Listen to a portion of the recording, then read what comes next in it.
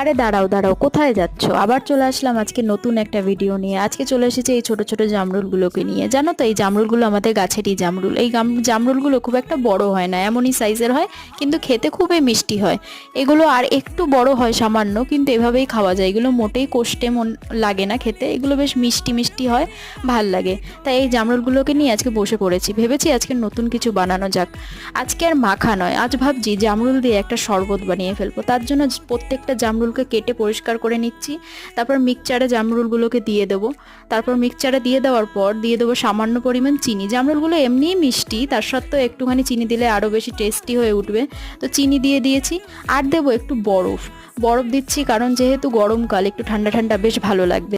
তারপর এর মিক্সচারটা কমপ্লিট হয়ে গেলে একটা গ্লাসে ঢেলে নিয়েছিলাম, তার মধ্যে দিয়ে দিয়েছিলাম আরও দুটো বরফ। এই যে তৈরি আমার জামরুলের শরবত। তো ভিডিওটা যদি ভালো লাগে অবশ্যই একটা লাইক এবং সাবস্ক্রাইব করে দিও।